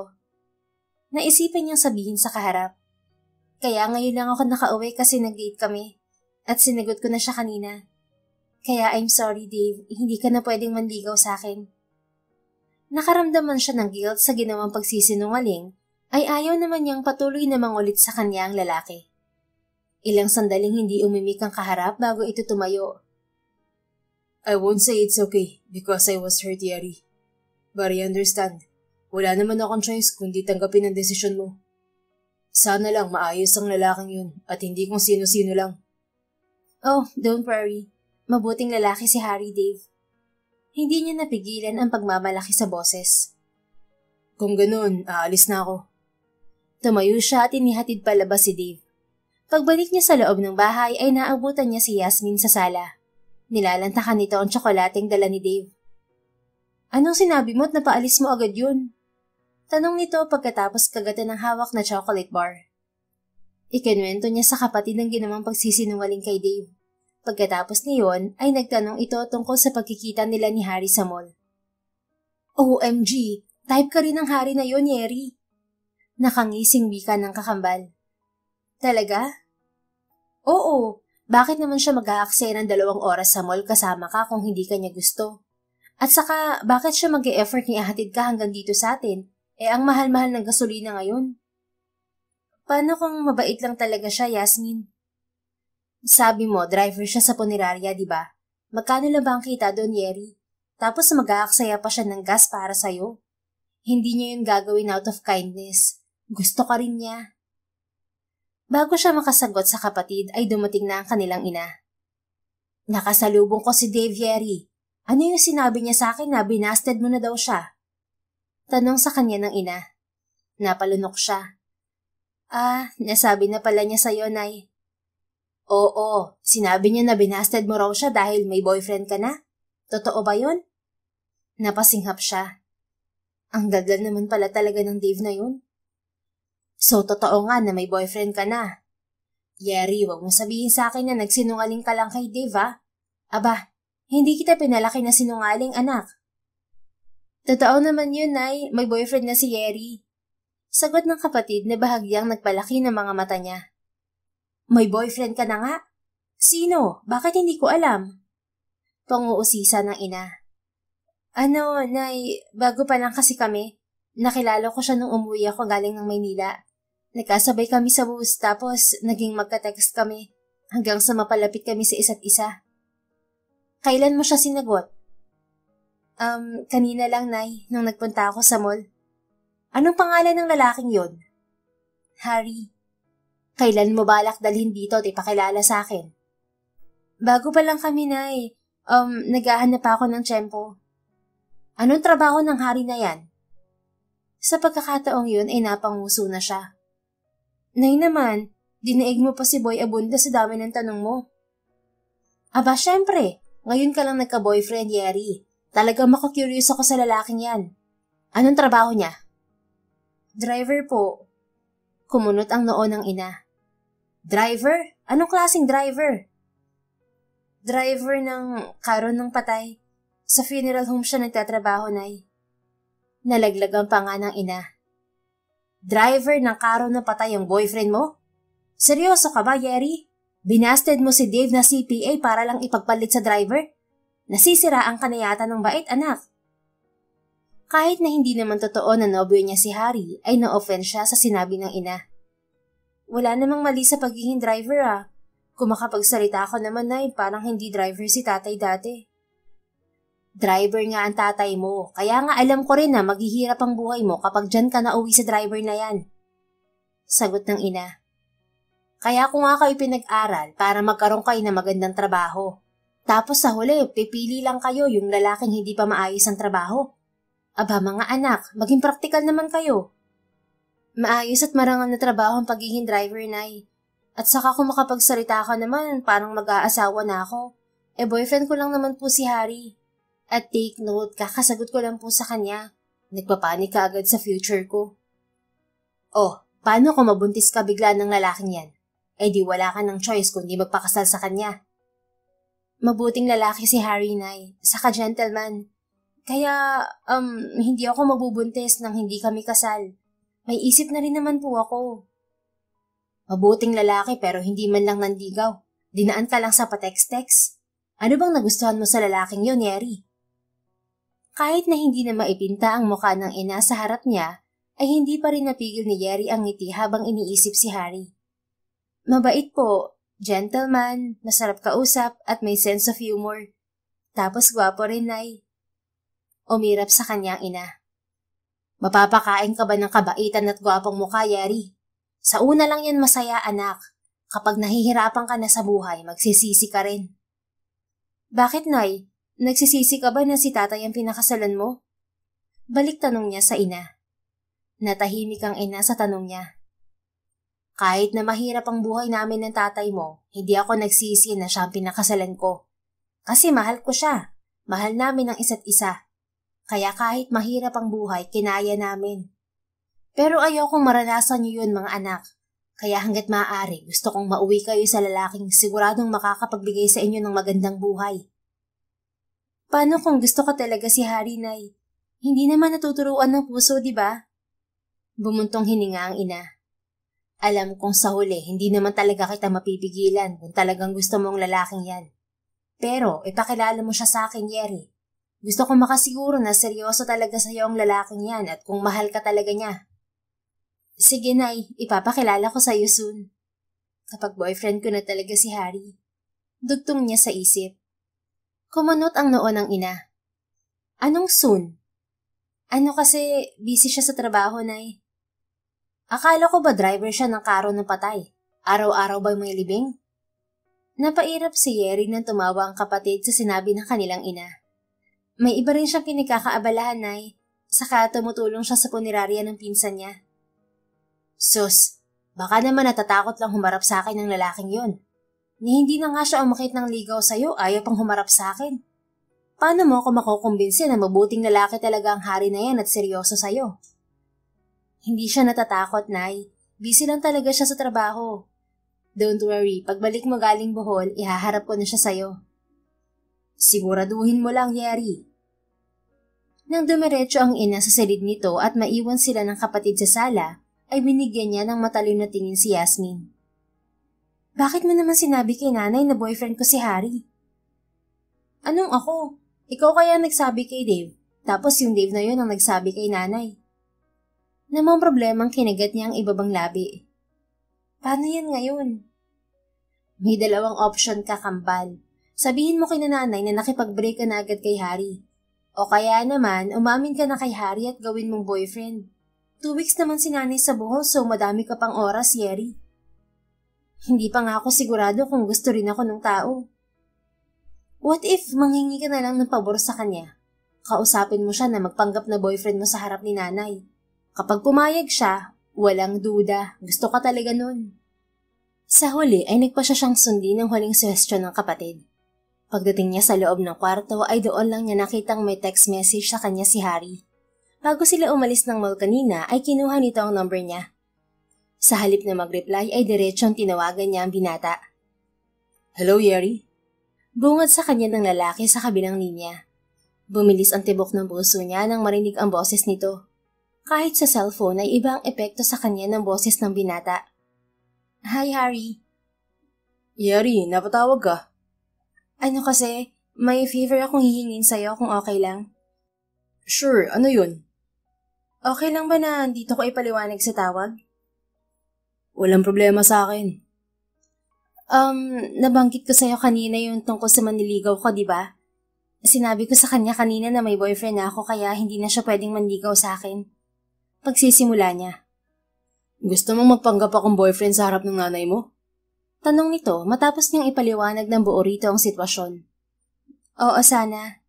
Hindi kasi ako titigilan ni nanay hanggat hindi kita na ipapakilala sa kanya. Promise, tatanawin kong malaking utang na loob kapag pumayag ka, Harry. Okay, Yeri. Okay, payag ka na? Nabiglang gagad niya sa mabilis na sagot nito. Oo naman, walang problema sa akin. Madali lang naman yung pabor mo. Nagdiwang ang puso niya. Wow, thank you, Harry. Thank you talaga. Narinig niya ang mahinang tawa nito sa kabilang linya. Walang anuman, Yeri. Isang malaking ngiti ang sumilay sa labi niya nang ibaba ang hawak na cellphone. Dahil sa pagpayag ng binata ay gusto na niyang maniwala sa sinabi ng kapatid na gusto nga siya ni Harry. Pagdating ng Lunes ay excited siyang pumasok sa trabaho. Paglabas niya ng eskwelahan ng hapong yun, nabigla siya nang makita niya si Harry sa labas ng gate. Naghihintay ito sa kanya habang hawak ang isang pumpon ng bulaklak. Harry, anong ginagawa mo rito? Tanong niya sa lalaki habang kinakalma ang nagwawalang puso. Ngumiti ang lalaki. Sinusundo ang girlfriend ko. Girlfriend? Oo. Hindi ba magpapanggap akong boyfriend mo sa harap ng nanay mo 2 weeks from now? So dapat mag-practice tayo, di ba? Napatango siya. Oo nga. Pero bakit kailangan ipabulaklak ka pa? Hindi ka na sana nag-abala, Harry. Ikaw na nga itong inaabala ko, nagagastosan ka pa sa akin. Ayos lang, Yari. Huwag ka mag-alala, nakuha ko lang yan sa libing na pinuntahan ko kanina. Napakorap siya. Talaga? Pero bakit sariwa pa? Natawa si Harry. Nagbibiro lang ako, Yari. Sa tingin mo talaga, bibigyan kita ng bulaklak na galing sa patay? Well, okay lang kung galing sa patay. Basta ba patay na patay ka rin sa akin para fair? Pabirong sagot niya na ikinatawa nito. Pero okay lang sa akin kahit saan pa galing tong bulaklak na bigay mo. It's the thought that counts, sabi nga nila, di ba? Nakangiting wika pa niya. Muli ay mahina itong natawa. Pero hindi talaga galing sa patay yan, Yari. Natawa na rin siya. Salamat, Harry. Pero next time huwag ka nang magbigay. Alam na ng nanay mo na may boyfriend ka na. Hindi na nga ako nanligo sa'yo. Ayokong isipin pa niya na tinitipid kita. Nagwala ang puso niya sa sinabi ng lalaki. Kung ganun, babayaran ko na lang itong mga magagastos mo habang nagpapanggap kang boyfriend ko. Hindi na, Yari. Don't worry. May budget naman ako. Pero nakakahiya sa'yo. Ngumiti lang sa kanya si Harry. Sige, total mapilit ka. I-consider mo na lang na utang to. Pero saka na kita sisingilin pagkatapos mo ako maipakilala sa nanay mo. Ano, okay na sa'yo, Yari? Okay, deal. Gumanti siya ng ngiti. So, ihahatid mo ba ako pa uwi sa amin? Oo, sana. Pero bago yun, okay lang bang kumain muna tayo? Ngumuso siya. Fine, hindi ka naman matatanggihan ng boyfriend ko, di ba? Parang may kumiliti sa puso niya nang sabihin niya ang salitang nobyo. Hindi siya makapaniwalang sa isang iglap ay tinatawag niyang boyfriend si Harry. Soon magiging totoong boyfriend ko rin yan. Wika niya sa sarili. Saan mo gustong kumain? Tanong ni Harry.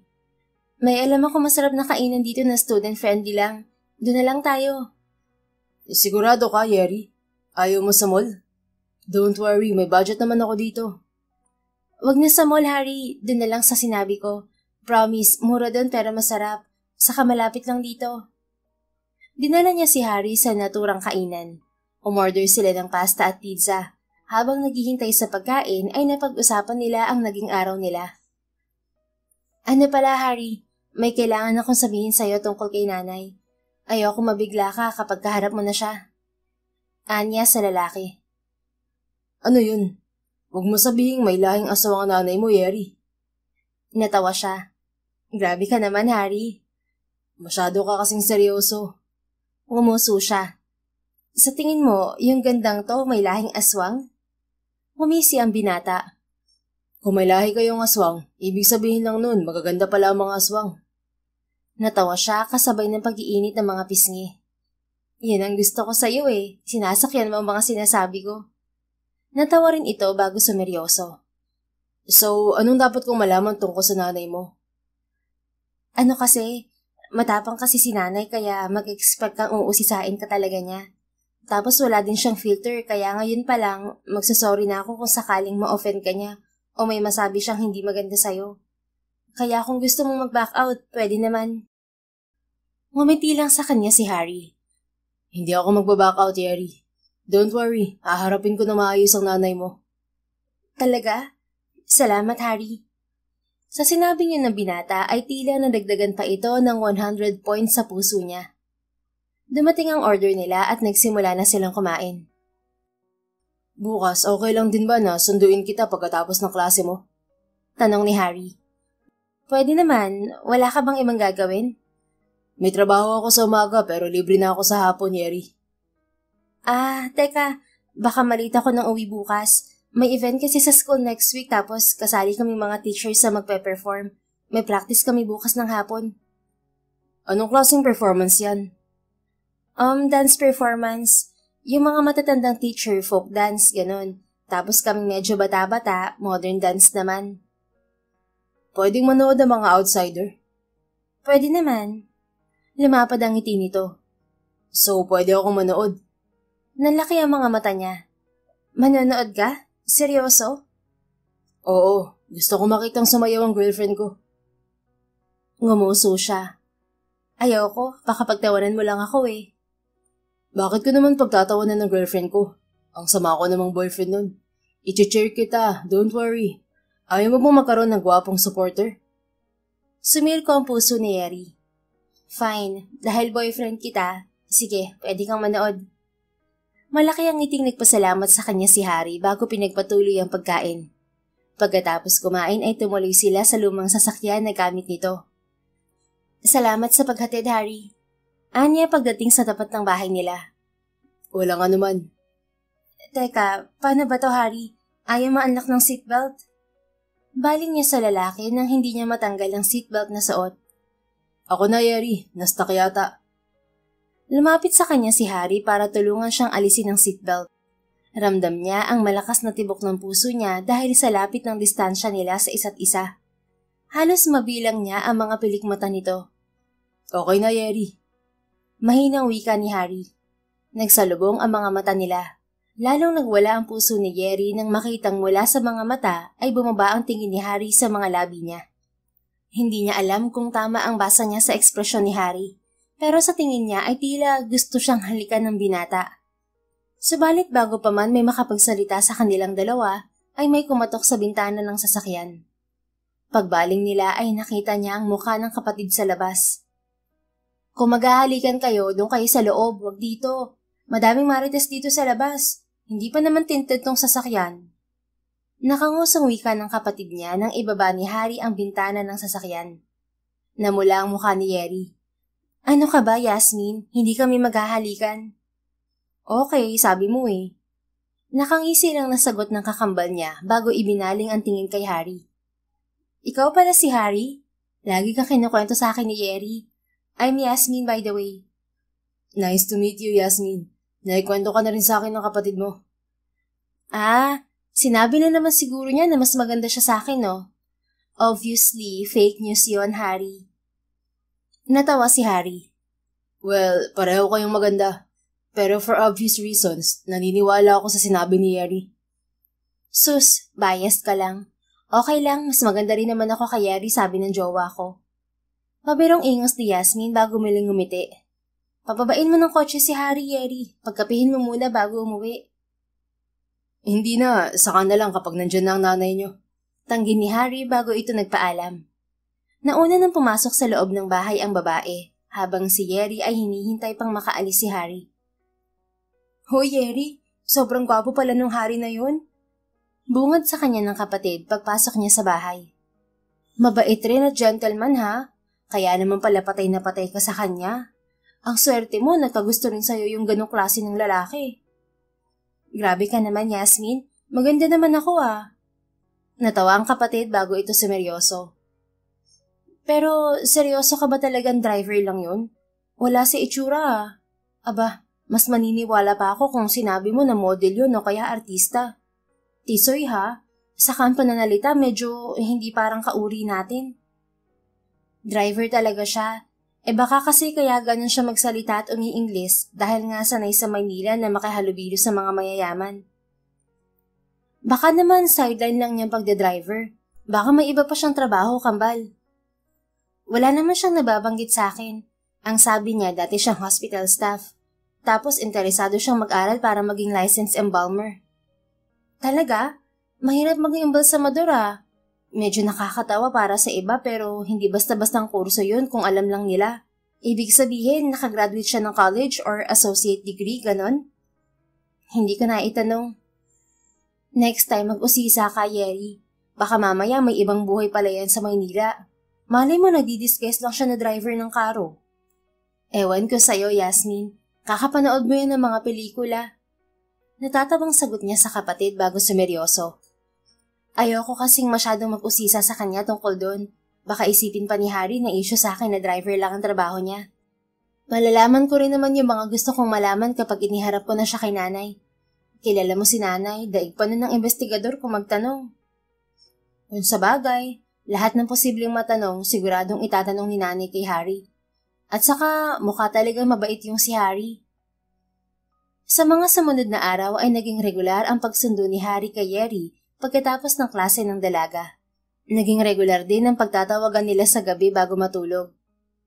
Habang lumilipas ang mga araw ay lalo pa silang napapalapit sa isa't isa ng binata. Lalo ring lumalalim ang nararamdaman ni Yeri sa lalaki. Kahit na alam niyang marami pa siyang bagay na hindi alam tungkol kay Harry, Pakiramdam niya ikilala na niya ito ng lubos.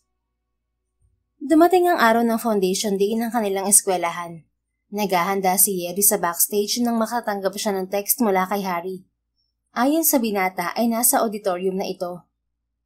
Paglabas niya sa stage ay agad niyang nakita si Harry. Napakagwapo nito sa suot na polo shirt at pantalon. Hindi niya inaasahan nang itaas ni Yeri ang isang karton kung saan may nakasulat na, "Good luck, Teacher Yeri." "Mamaya ka nakiligin, Yeri." Bulong sa kanya ng kasamang guro na si Mona na kasama niyang magpe-perform. Dahil sa araw-araw na pagsundo sa kanya ni Harry, ilang beses na itong nakita ng mga kasamahang guro at maging ng mga estudyante niya. Paniwala ang mga ito na magjowa sila ng binata. Sa kabila ng magkahalong kilig at kabang nararamdaman ay pinilit niyang mag-concentrate sa performance. Napuno ng palakpakan at hiyawan ng auditorium pagkatapos ng kanilang sayaw. Agad bumaba si Yeri ng stage para dumiretso kay Harry. Namula ang mukha niya nang sumalubong sa kanya ang pumapalakpak na si Harry. "Okay ba yung performance namin?" Nakangusong tanong niya. Hindi ko alam na ang galing palang sumayaw ng girlfriend ko. Lumundag ang puso ni Yeri sa loob ng dibdib. "Talaga? Parang nagkamali nga ako kanina eh. Kabado kasi ako." "Kabado ka pa nun? Ang galing-galing mo. Ikaw ang pinakamagaling sumayaw sa kanilang lahat." "Siyempre, ginalingan ko kasi nanonood ka. Nakakahiya naman sa boyfriend ko." "Halika dito." Masuyong hinawakan ni Harry ang braso niya upang hilahin siya palapit pa rito. Napakurap na lang siya nang masuyo nitong punasan ng pawis sa noo at mukha niya gamit ang panyo nito. "Nakakahiya naman, Harry. Ako na." Sinubukan niyang kuhanin dito ang panyo. Subalit inilayo yun ni Harry bago nito itinuloy ang pagpupunas sa kanya. "Hayaan mong gawin ko to bilang boyfriend mo, love." Tila natunaw ang puso niya sa endearment na gamit ni Harry. "Ang caring mo naman palang boyfriend. Swerte ng mga ex mo." "Ay hindi, malas din pala, kasi pinakawalan ka nila." Natawa si Harry. "Ilan ang ex mo, Harry?" 2 lang. "Talaga? Ang gwapo mong yan, 2 lang?" Hindi naman ako tulad ng ibang lalaki. "Sabagay, kahit ang gwapo mo, wala kang fuckboy vibes." Nakangusong wika niya. What? Fuckboy vibes? Bagong term ba yan? Natatawang tanong nito. "Ibig sabihin, hindi ka mukhang playboy. Ano ka ba naman? Ikaw tong galing ng Maynila tapos hindi mo alam yun?" Naaaliw na hinawi nito ang buhok na dumikit sa pisngi niya.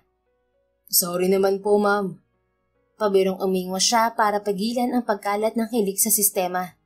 Sa huli ay hindi niya napigilan ng sarili. Hinalikan niya si Harry sa pisngi. Thank you sa panonood mo saka sa pagpunas ng pawis ko." Mabilis na wika niya nang makita ang gulat sa mukha ng lalaki. Ngumiti si Harry. "Ganun ka pala mag-thank you, may kasamang kiss." "Siyempre sa'yo lang, ikaw lang ang boyfriend ko eh." "Aba, dapat lang. Magagalit ako kapag may hinalikan kang iba." Natawa siya. "Don't worry, ikaw lang po." Masuyong ngumiti si Harry bago kinuha ang kamay niya. "Let's go, i-date muna kita bago tayo umuwi. Deserve ng girlfriend ko na kumain ng masarap ngayon." Wika nito na muling nagpakilig sa kanya.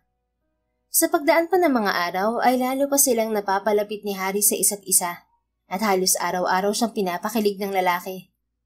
Alam ni Yeri na napag-usapan na nila ni Harry na nagpa-practice lang sila para sa pagharap nito sa kanyang ina. Subalit pakiramdam niya ay totoo na ang pinapakita ng binata sa kanya. Hanggang sa dumating ang araw na kung kailan niya ipapakilala si Harry sa ina. "Anong oras pupunta si Harry?" Tanong sa kanya ni Yasmin habang magkasabay silang nanananghalian ng Sabadong yun. Kahapon ay nakauwi na ang ina nila mula sa bakasyon nito sa Bohol. "May usapan kami na magkita muna kami sa bayan bago mapunta dito." Sagot ni Yeri sa kapatid. Pagkatapos niyang kumain ay nag-text siya sa binata, subalit wala itong reply. Nang subukan niya itong tawagan ay hindi rin ito sumasagot. "Akala ko aalis ka." Tanong ni Yasmin ng isang oras na ang nakalipas ay hindi pa siya kumikilos. "Hindi nagre-reply sa akin si Harry. Hindi ko rin siya makontak." Muli ay sinubukan niyang tawagan ng binata. Sa pagkakataong yun ay sinugot nito ang tawag niya.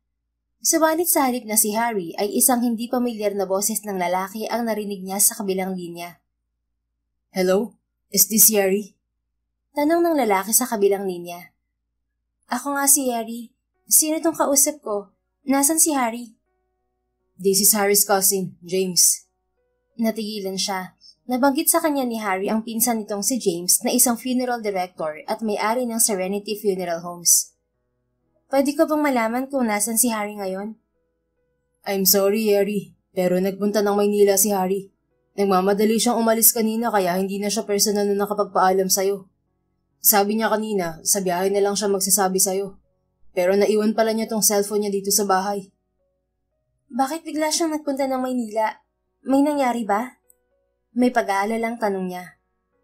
Isinugod kasi sa ospital ng isa sa mga dating pasyente ni Harry. Kailangan ng immediate operation ng pasyente niyang yun.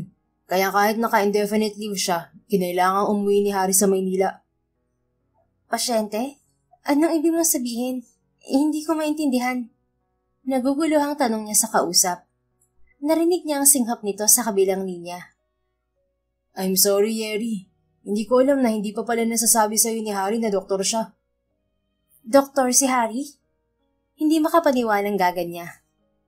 Yeah, he's a surgeon, Harry. A cardiothoracic surgeon to be specific. Surgeon si Harry? Hindi hospital staff? Nangihinang tanong niya. I'm sorry kung sa akin mo pa nalaman to. I know you're probably mad at my cousin for hiding that information from you. But I hope you give him a chance to explain when he comes back. He has a valid reason, Harry, that I could guarantee you. Wika ni James sa kabilang linya. Napaupo na lang si Harry sa kama nang ibaba niya ang tawag. Ilang sandali siyang tulala bago muling ginalaw ang cellphone. Sa pagkakataong yun ay hinanap niya ang pangalan ni Harry sa internet. Mula roon ay lumabas ang isang article tungkol sa binata na nagpapatunay na doktor nga ito. At hindi lang basta isang doktor. Isa ito sa mga pinakabatang naging cardiothoracic surgeon sa buong bansa. Bukod pa roon, may-ari ng isa sa mga pinakamalaking pribadong ospital sa Maynila ang pamilya nito. Harry, okay ka lang? Ano, nakausap mo na si Harry? Tanong sa kanya ng kapatid nang pumasok ito sa silid niya. Tama ka, Yasmin. Mahinang sambit niya. Ha? What do you mean, Harry? Lumunok siya nang maramdaman ang bitig sa lalamunan. Nakausap ko yung pinsan ni Harry. May ibang trabaho nga si Harry sa Maynila. Doktor siya, Yasmin. He's a surgeon. Malakas na suminghap ang kapatid bago siya tinabihan. Oh my God, doktor siya? Bakit niyo yun inilihim sa'yo? Umiling siya kasabay ng pag-iinit ng sulok ng mga mata. Hindi ko alam. Sabi ng pinsan niya may valid na reason daw si Harry kaya hindi niya agad sinabi sa akin ng totoo. Nasaan si Harry ngayon? Nasa Maynila. May pasyente siyang kailangang operahan.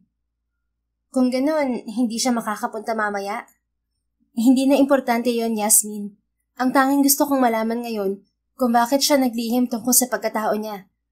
Alam kong wala naman kaming relasyon pero akala ko nagkakamabutihan na kami. Ngayon, hindi ko na alam kung totoo ba lahat ng pinakita niya sa akin o pagpapanggap lang pala ang lahat ng yon. At saka sobrang layo pala ng agwat namin. Ang inakala kong driver ng karo, isa palang napakayamang tao. Huwag ka munang mag-overthink, Harry. Wait for Harry to explain everything. Hindi ba't sinabi ka mo ng pinsan niya na may valid reason siya kung bakit hindi niya sinabi sa'yo? Besides, I saw how he treats you. Sigurado ako na gusto ka niya at totoong nararamdaman niya sa'yo. I'm sure naramdaman mo rin yun. So trust him on this, okay? Bigyan mo siya ng pagkakataong magpaliwanag bago ka gumawa ng desisyon. Humugot siya ng malalim na hininga at tipid ng umiti sa kapatid. Tama si Yasmin. Nabigla man siya at nasaktan sa ginawang paglilihim ni Harry, hindi niya kayang basta magalit na lang sa lalaki. Salamat, Yasmin. Anya sa kapatid. Ngumiti si Yasmin bago siya iniwan mag-isa sa kanyang silid. Isang oras ang nakalipas, nang lumabas siya para maghapunan, ay agad siyang sinalubong ng tanong ng ina tungkol kay Harry. Oh, akala ko ba ngayon ang punta ng boyfriend mo, Yeri? Nasaan na? Sorry, Nay. Hindi makakapunta si Harry ngayon. May emergency siya. Emergency ba talaga? Baka naman nagdadahilan lang ang lalaking yan.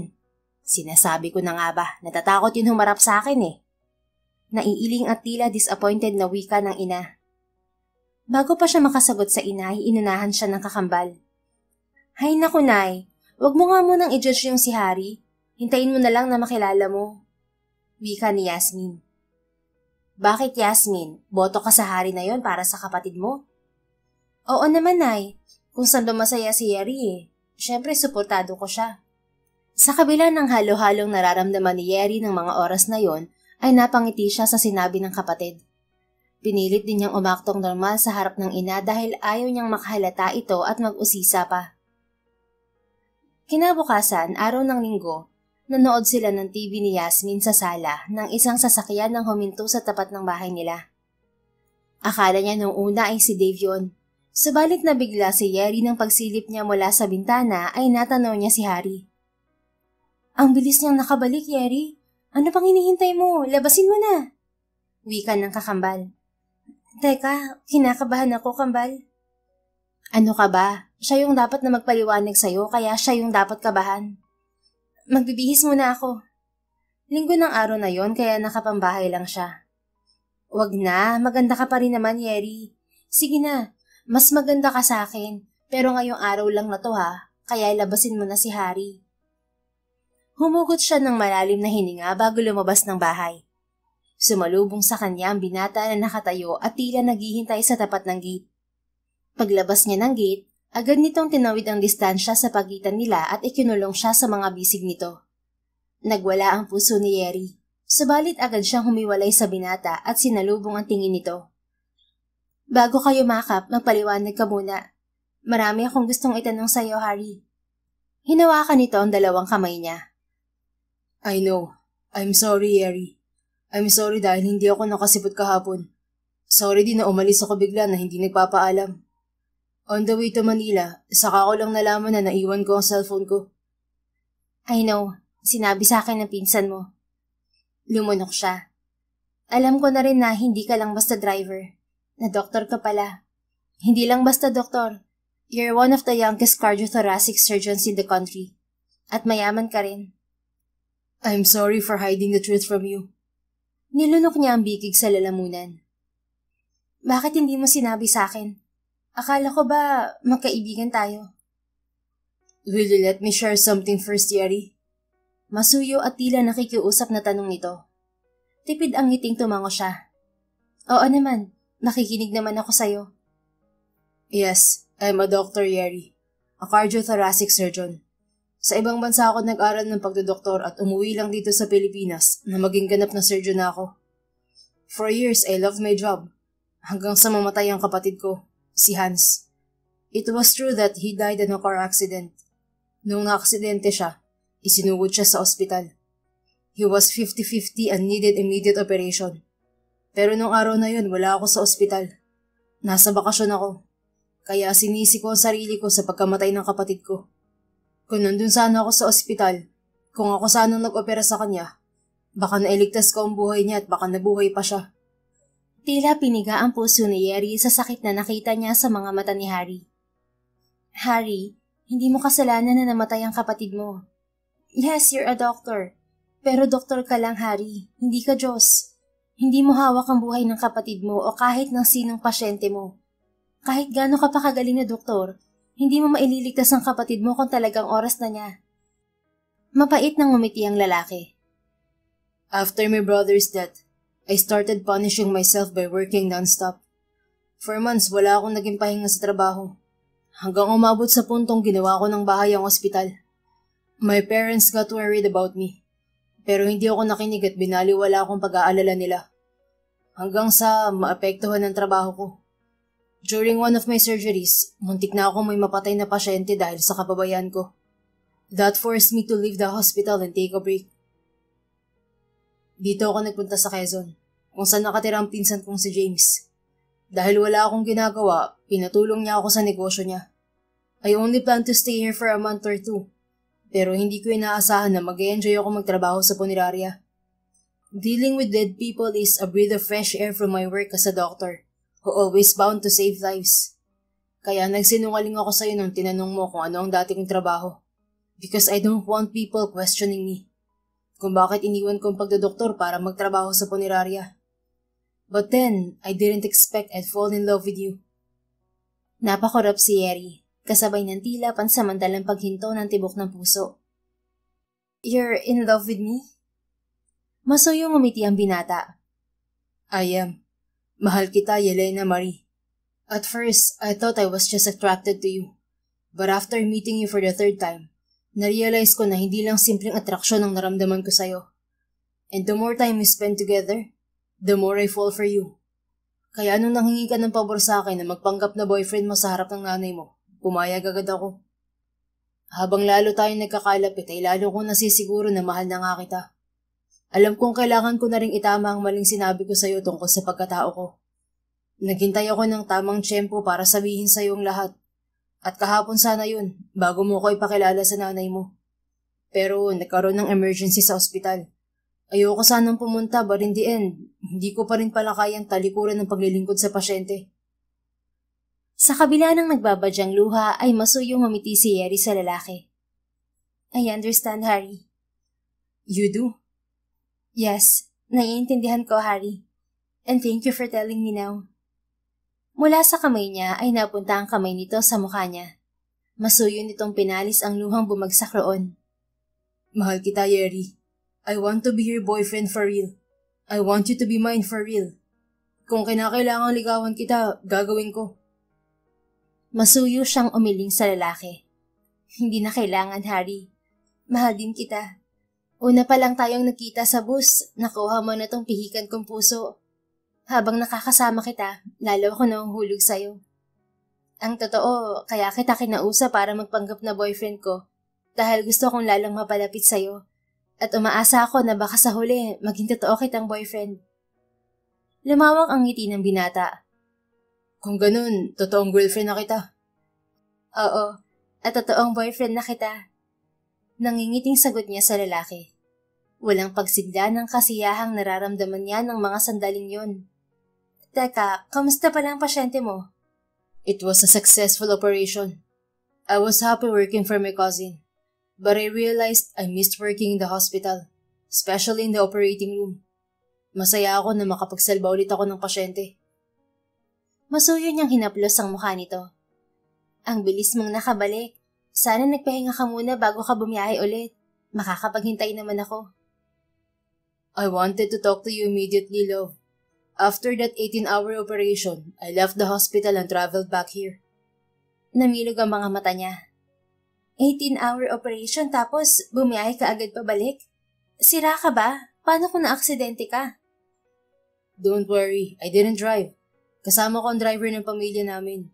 Natulog din ako sa biyahe. Hindi ko na ulit pababayaan ang sarili ko, Yeri. Aalagaan ko mabuti ang sarili ko para maalagaan ko ring mabuti ang mga pasyente ko at ang mga taong mahal ko sa buhay. Ngumiti siya. Very good ka dyan, Doc. Pilyo itong nag-angat ng kilay. Well, totoong girlfriend na kita. Pwede na ba ako makahingi ng kiss, ma'am? Natawa siya. Pwede. Pwede. Akmang maglalapat ang labi nila nang huminto ang isang tricycle sa tapat nila. Mula roon ay bumaba ang nanay ni Yeri. Bago pa makapagsalita ang kanyang ina ay biglang yumuko si Harry sa harap nito. Ma'am, gusto ko pong humingi ng tawad sa hindi ko pagsipot kagabi. Nagkaroon ako ng emergency sa trabaho kaya hindi ako nakapunta. Sana po bigyan niyo ako ng pagkakataon na bumawi at formal na magpakilala sa inyo. Nag-angat ng ulo si Harry at ngumiti sa ina. Ako po si Harry Montreal. Mahal ko po ang anak niyong si Yeri. Ipagpaumanhin niyo po kung hindi ako nakakit ng ligaw. Pero sincero ang intensyon ko kay Yeri at handa akong patunayan yun sa kanya at sa pamilya niya. Ipinapangako ko rin na aalagaan ko si Yeri. Mamahalin ko siya tulad ng pagmamahal na ibinigay niyo sa kanya at magsisikap po ako na mabigyan siya ng magandang buhay. Muling nag-init ang sulok ng mga mata ni Yeri. Hindi niya inaasahan na sasabihin yun ni Harry sa harap ng ina niya. Bakas naman ang gulat sa mukha ng kanyang ina. Subalit nang makabawi ay ngumiti ito kay Harry.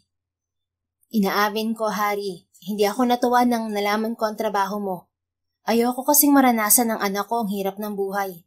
Kaya gusto ko sana, profesional at may magandang trabaho ang lalaki magugustuhan ni Yeri at ihaharap sa akin. Pero hindi ko naman mapipigilan ng anak ko kung sino man ang lalaki mamahalin niya. At ngayong nakaharap na kita, mukhang totoo naman ang sinabi niya na mabuti kang ang lalaki. Hindi ka naman haharap ng ganito sa akin kung hindi. Salamat po, ma'am. Basta mahalin mo ang anak ko at wag na wag sasaktan. At magsisikap ka na mabigyan siya ng magandang buhay. Wala kang magiging problema sa akin. Yun lang naman ang gusto ko para sa mga anak ko. Yung magkaroon sila ng maayos na buhay sa hinaharap kasama ang mga lalaking mahal nila. Makakaasa po kayo, ma'am. Hindi ako magsasawang mahalin si Yeri. At pangako, bibigyan ko siya ng magandang buhay. Mabuti, Harry. At wag mo na akong imam, tita na lang. Bumaling kay Yeri ang ina. Sige na, Yeri, pumasok na kayo ng nobyo mo sa loob ng bahay. Ibig sabihin ba niyan, pasado na sa'yo si Harry, Nay? Nakangiting tanong niya sa ina. Aba, hindi mo ba narinig ang sinabi ko, anak? Sabi ko, wala akong magiging problema basta mamahalin ka niya at magsisikap siya para sa inyong dalawa. Salamat, Nay. Masayang sagot niya sa ina bago iginiya si Harry sa loob ng bahay nila. Akala ko ba strict ang nanay mo? Mabait naman pala eh. Pabulong na wika sa kanya ng nobyo. Mumuso si Yeri. Masyado atang nagwapuhan sa'yo eh. Mukhang hindi rin siya nakaligtas sa charm mo. Now I can't wait to see her reaction kapag nalaman niya na doktor ka pala. Isang oras ang nakalipas habang naghahaponan silang mag-iina kasama si Harry. Ganoon na lamang ang pagkabigla sa mukha ng ina nang malaman nito na isang doktor ang nobyo ni Yeri. Surgeon ka kamo, iho? Hindi makapaniwalang tanong ng ina niya sa binata. Napanguso si Yeri. Alam niyang lalo pang mabibigla ang ina kapag nalaman nito ang estado ng buhay ni Harry. Siya man ay labis na nagulat nang matuklasan niya yon dahil napakasimple lang kumilos ng nobyo. Sinong mag-aakalang bilyonaryo ito, gayong sumasakay ito ng bus at lumang kotse ang gamit nito. Tapos driver pa nga ng karo ng patay. Oo, Nay. Sa Amerika siya nag-aral at isa siya sa mga pinakabatang cardiothoracic surgeon dito sa Pilipinas. Ani Yeri sa ina. Anong ginagawa mo dito sa Quezon, Harry? Bakit nagtrabaho ka sa punerarya? Pahapyaw na ikinuwento ni Harry sa ginang ang dahilan ng pansamantalang pag-alis nito sa Maynila. Pagpasensyahan mo na kung hinusgahan kita base sa akala kong trabaho mo, Harry. Wika ng ina sa binata. Maraan ang ngiting ibinigay ni Harry sa kanyang ina. Wala kayong dapat na ipag-alala dahil naiintindihan ko po. Bilang isang ina, gusto niyo lang masiguro ang magandang buhay ng anak niyo. At alam ko magiging ganyan din ako sa mga magiging anak namin ni Yeri. Nakangusong bumaling siya kay Harry. Teka, anak agad? Ang advance mo naman, Harry? Masuyong ngumiti sa kanyang nobyo. Seryoso ako sa relasyon natin. Ikaw ang babaeng gusto kong iharap sa altar. Ikaw ba, hindi ka seryoso sa akin? Seryoso, syempre. Kinikilig na sagot niya sa lalaking minamahal. Oh, wag kayong maglalandian dito sa harap ng pagkain ha. Wika ni Yasmin na siyang ikinatawa na lang nila.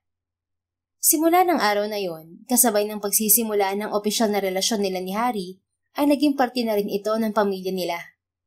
Nakilala din ni Yeri ang pamilya ni Harry na buong puso siyang tinanggap kahit na malayong agwat ng pamumuhay nila.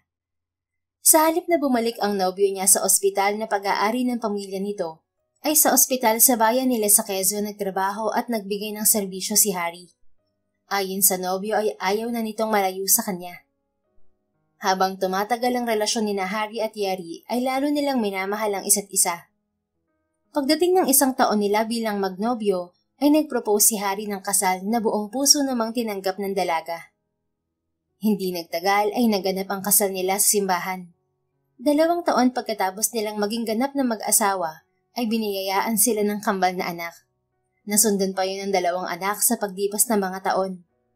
Naging masaya at mapagpala ang pagsasama ni Harry at Yeri bilang mag-asawa, kasama ang 4 nilang anak.